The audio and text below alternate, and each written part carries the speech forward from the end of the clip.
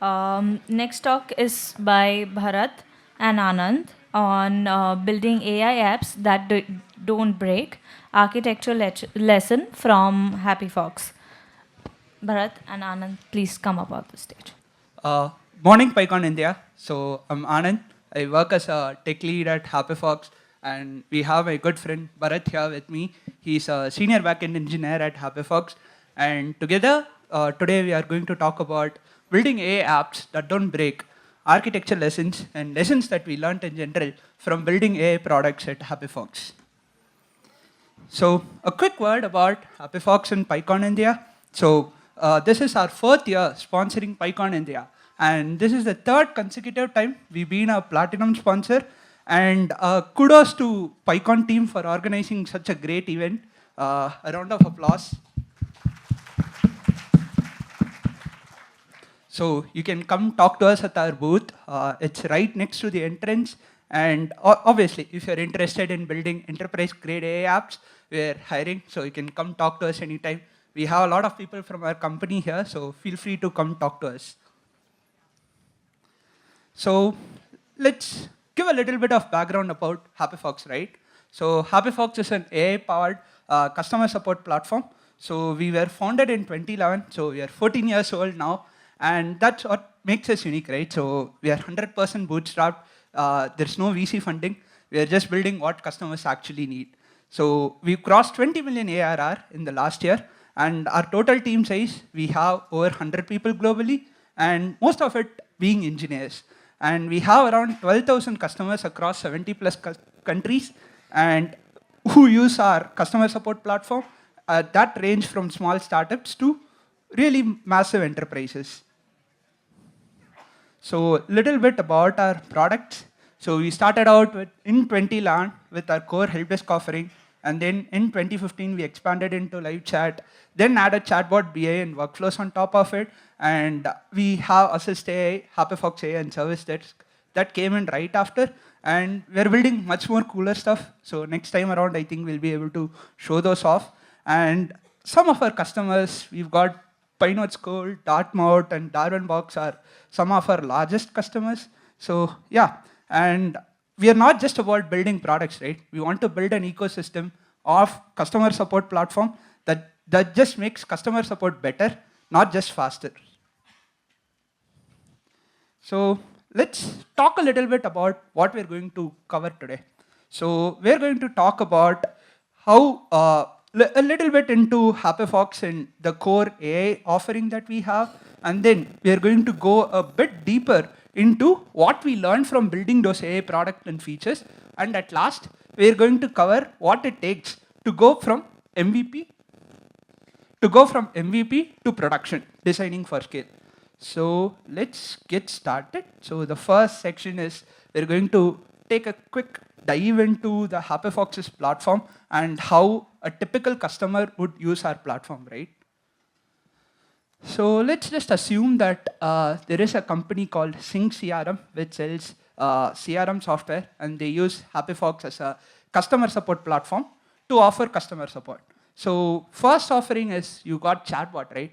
They embed it on their website. Visitors come in and they go ahead and ask these questions. So they have, what are your business hours? Bot is able to answer. Then they ask a couple of other questions. Bot is able to answer those from the support KB articles that they already have. Now what happens when they ask something that the bot is not able to answer, or better, they want to talk with the human agent to get their queries resolved?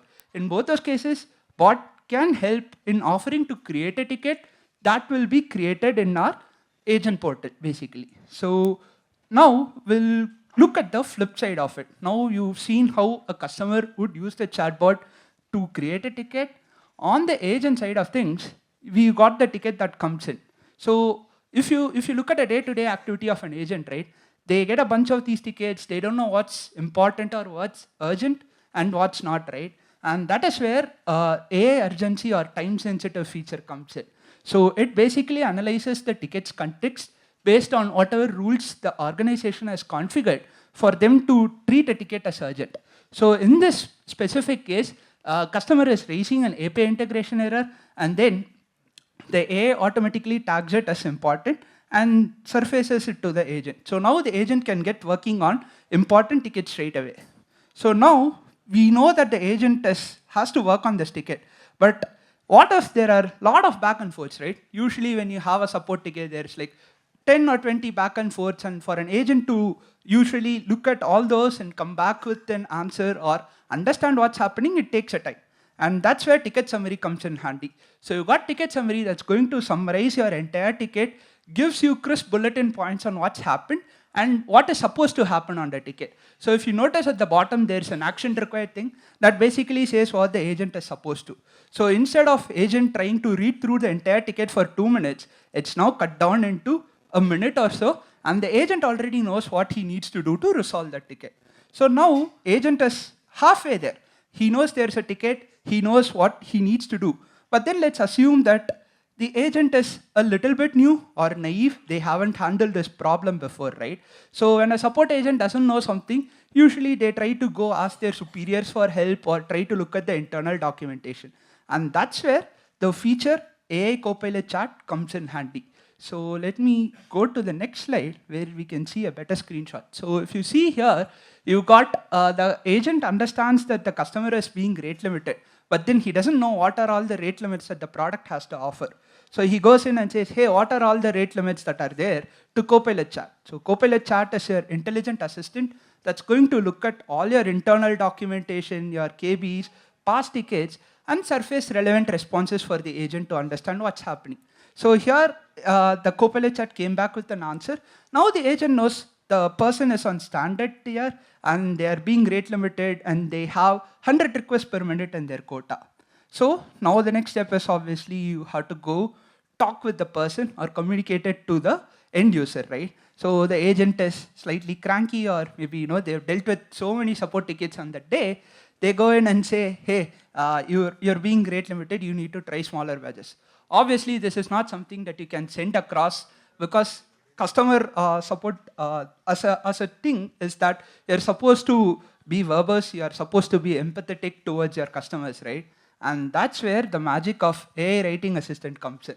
So AI Writing Assistant is a feature that helps draft better responses from your initial draft. So they use the expand feature and it automatically rephrases the sentence that the agent wanted to convey.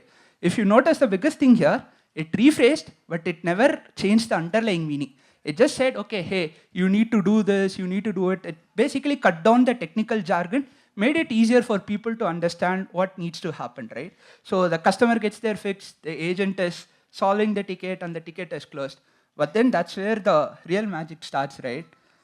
So what if someone else comes in tomorrow with the same issue? You don't want to handle those same tickets every now and then, right? That's not usually something that you want to do. And that's where AI suggested draft comes into the picture. So what it does, it takes a ticket and you can convert it into a KB article that you can publish so that your customers can use it to resolve their issues on their own. And the coolest thing is, if you remember from the first, right, chatbot was there. Chatbot was pulling the data from their KB articles. Now we've got KB draft that is generating KBs from your past tickets, and chatbot can then learn from this and go. So now you've completed the loop. You're basically training the AI for itself, making your whole platform better, making your customer support better. So that's a simple example of how HappyFox helps customers, right? So to recap quickly, this is our AI offering suite we have. So you've got chatbot, you've got AI answer, and then you've got on the agent side of things, right? You've got things like urgency detection, you've got ticket summary, you've got Copilot Chat, you've got writing assistant, and you've got resolution. And on the knowledge side, as we've seen already before, you've got KB draft generation that's going to convert closed tickets into KB articles. So this is the core AI offering that we have. So now that we've gotten a picture of what AI offering HappyFox has, let's try to peel a little bit. Let's try to see how everything works under the hood. So we are going to learn, or we are going to look at what we learned while building these features. So you're going to look 3 features or take 3 features as case study. So you got writing assistant, you got AI answer, and then you got Copilot Chat and chatbot. So we're going to peel in and see how that goes. So first, writing assistant, as you had already seen, helps you reformat your responses, rephrase your responses to be more empathetic. And you got so how it works is basically you got the user's text, which is fed into a prompt builder, wherein you are going to basically, depending on the option the agent has chosen, you're going to carefully construct a prompt, and you're going to feed in extra data from the ticket, such as the customer's name, the email address if needed, and any other important information that ticket might have, so that the AI writing assistant can give you a better response, right? So you feed that to an LLM, and you got a enhanced reply text that you can put in onto the reply for the agent to accept. So what we learned from building this. So for us, the most important thing was we didn't want to change the semantic or the meaning of the sentence that that the agent was trying to convey, right? We did not want to change that at all. We wanted it to be factually correct. So what we did was that we chose the biggest model that was available on the market, so that it could preserve the semantic meaning without changing the tone. And what we traded off for it was that it came at the cost of it being a little bit slow, in the meaning that it got increased latency, and you traded it off for basically having a little bit of increased cost, right?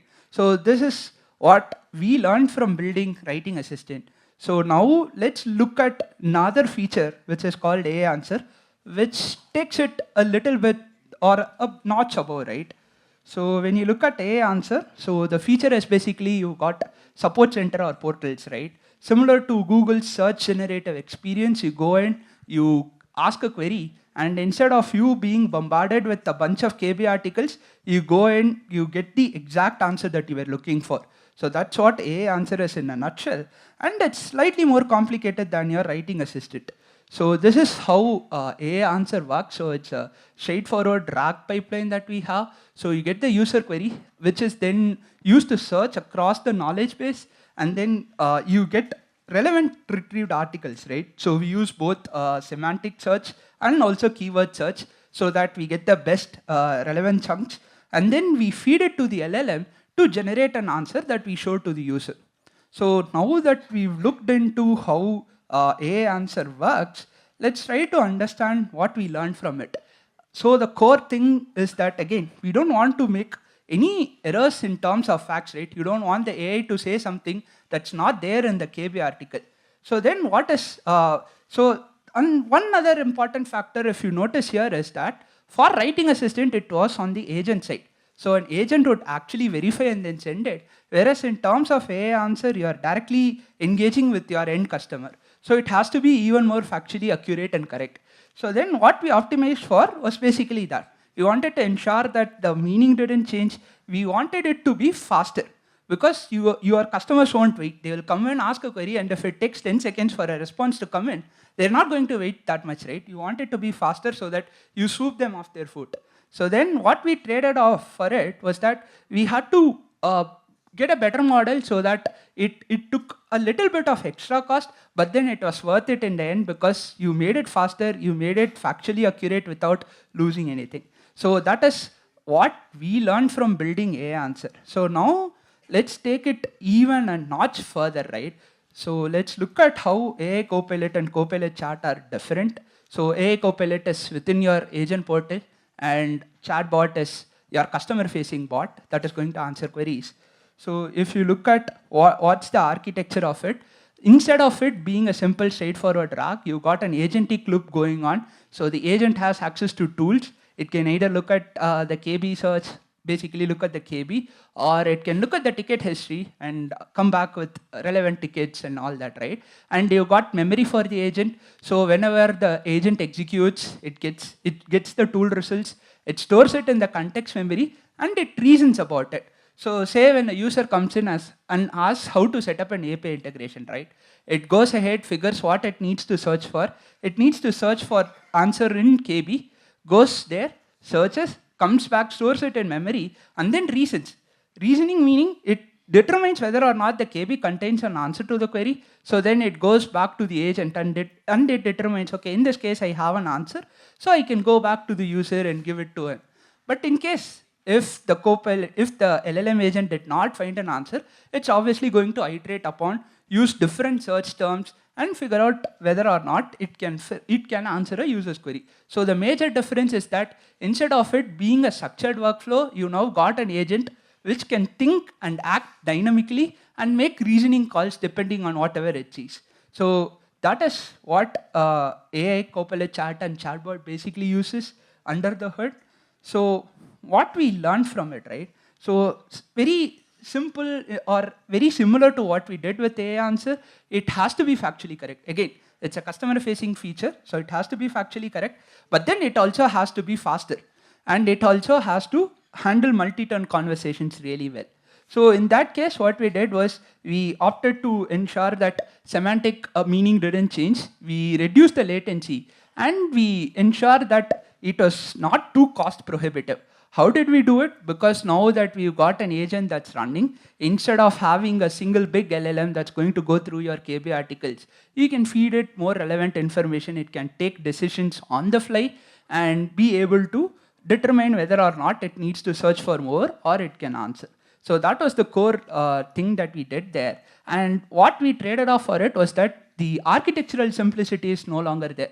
It's no longer predictable in the sense you get the articles, give it to LLM, generate an answer, but rather it's the LLM that's going to figure out what to search for, come back with the right set of answers and given. So that's the orchestration overhead and architectural simplicity that we traded off for us to get better quality and better cost. So just to kind of recap, right? What we have here is what are all the considerations from the three features that we've seen before. So you've got quality. Obviously, everyone wants quality to be their topmost thing.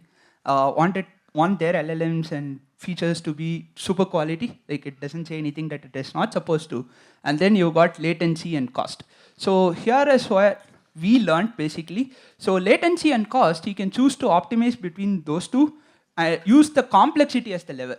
So if you use a very simple architecture, obviously the latency might be higher, the cost might be a little bit higher, but then if you slightly go into a bigger or a better complex architecture, you can ensure that you can bring down the latency and cost. So complexity is the lever that you have to use to leverage between how fast you want the feature to work versus how cost prohibitive it is supposed to be.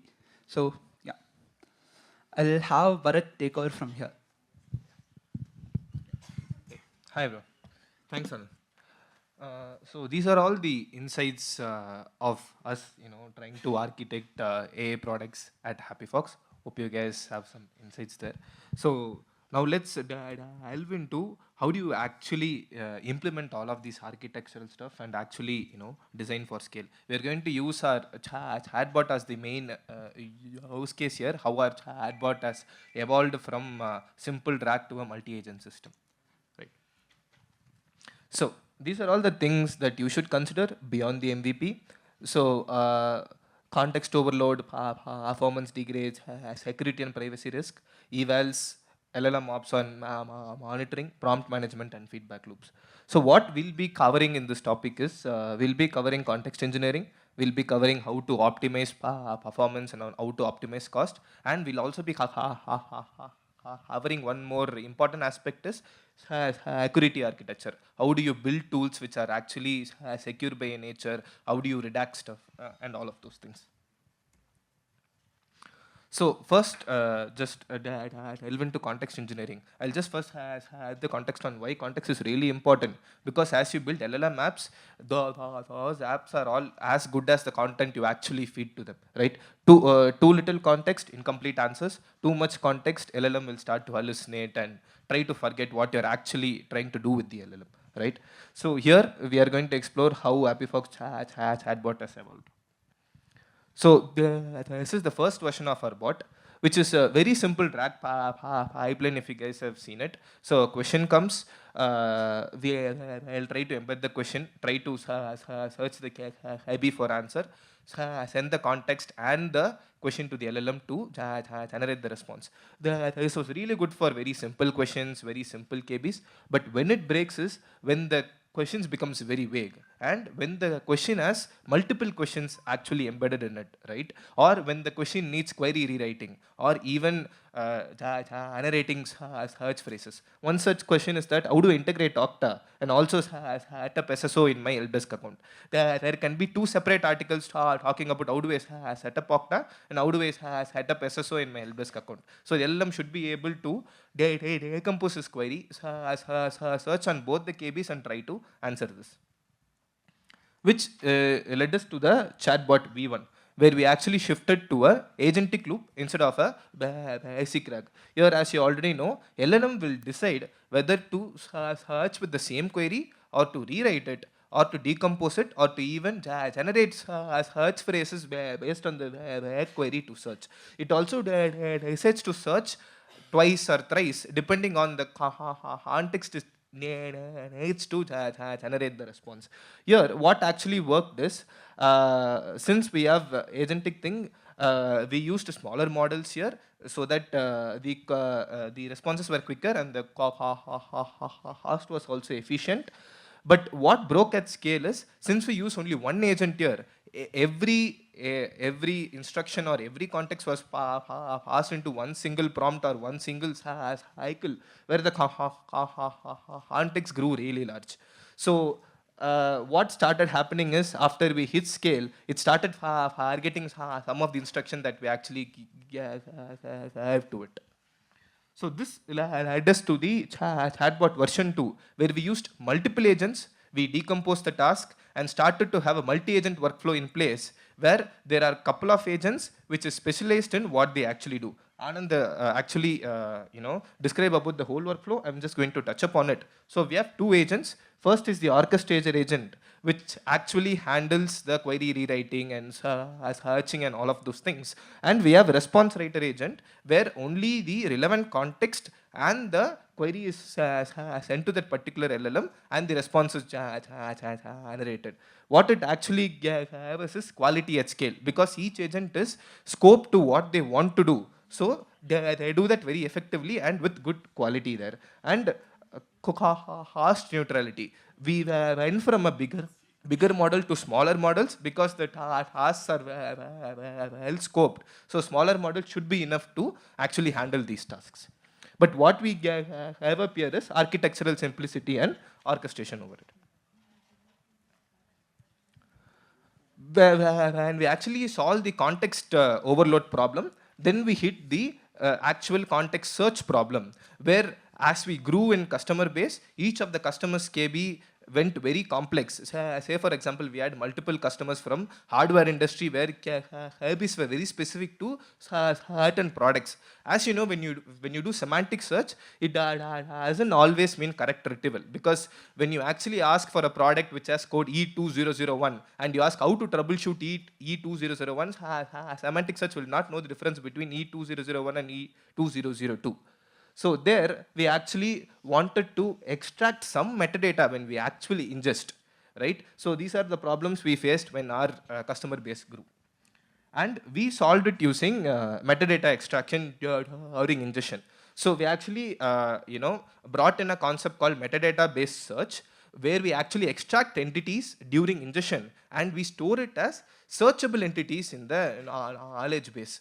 Not just semantic search, but also keyword-based search, where we actually first do keyword-based search based on the entity, narrow the search, then do semantic search inside it. One such example is when I ask E2001 troubleshooting, the LLM first does E2001 as the entity. It then gets all the articles for that particular product, then has the troubleshooting semantic search there. So that search is very narrow and the answer is actually factually correct.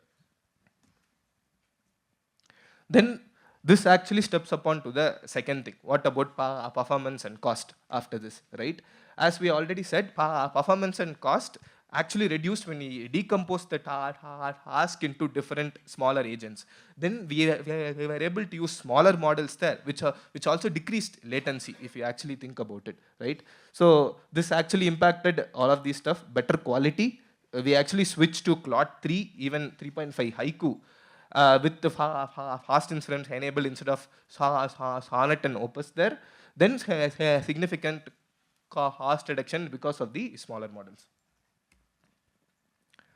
One more very important thing to consider when we are building agentic RAG here is prompt caching. Because when you do agentic loop, there will be a lot of context which will be sent again and again to the particular LLM.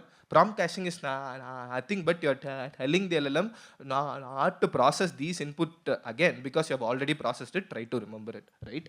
So these are all the things.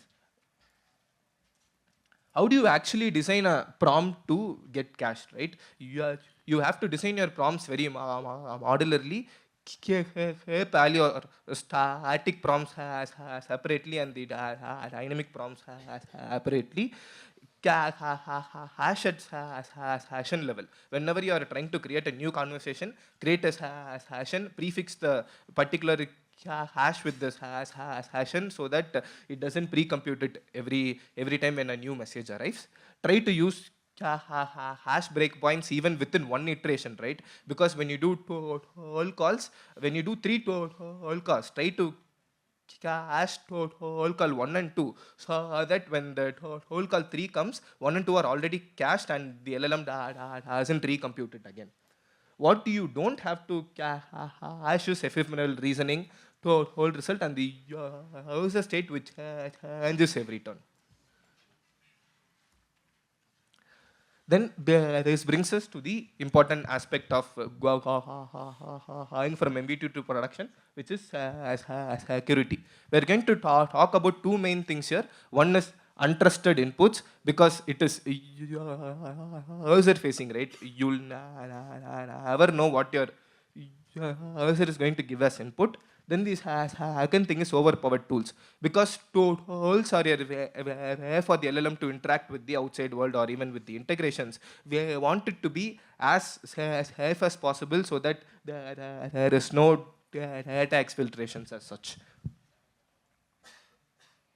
So the first thing we're going to look at is how do you handle untrusted inputs. First things first, we have to have basic protection in place for any kind of apps there. We want to have rate limits on per user level because and also on the global caps because this actually is directly proportional to the bill you're going to pay there. Then topic filters. We need to restrict the bot to do what it is supposed to do. Say for example, we have Copilot chat which only talks about the ticket and how to solve the ticket.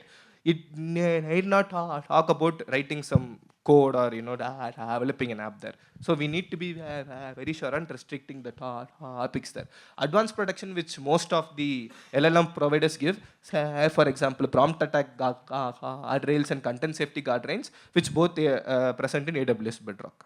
We can also make use of those stuff which is already baked in their LLM providers. So the next major thing is how do you handle PII and PHI? We all know that handling PII and PHI is a very important thing in LLM based apps. One such example that we have is take a adjusted draft, right? To recap this feature, what it does is it reads all the customer support tickets comes inside, try to correlate them and try to generate a draft for the agent to actually accept, right? So here, let's take this example, resolving API rate limit errors. In the ticket, you might have the customer's company name, customer's email, and even his URL and all of those things. Even we don't want all of those things inside the KB, right? So you should make sure that LLM doesn't accidentally expose or even take all of those PA and PHI data so that it is safer for others to consume it. So the two main things in doing PA and PHI redaction is, one is redaction, the other one is anonymization. So the major difference is redaction, you completely redact everything from the input before sending it to the LLM or from the response before sending it to the user. Anonymization is nothing but you actually replace all of those PA and PHI with a placeholder, then send it to the LLM. But when the LLM uses that particular placeholder in the response, you try to de-anonymize or replace that placeholder with the original word so that the customer also knows that particular thing. And the next thing that we're going to talk about is how do you design tools with security in mind, right? Let's take a very good example here. Taking Copilot hat in mind, which I have already told you is responsible of taking a ticket info and trying to solve that particular ticket. Here, this is the tool, right? Inside this tool, we are sending a ticket ID as the input, which will be passed by the particular LLM. But if you are going to straight away take the ticket and send the info to the LLM, any attacker or any agent can be able to access with tickets which are not opposed to access. So we need to bake in role-based permission inside the tool itself, so that we don't accidentally leak data which the agent is not supposed to access.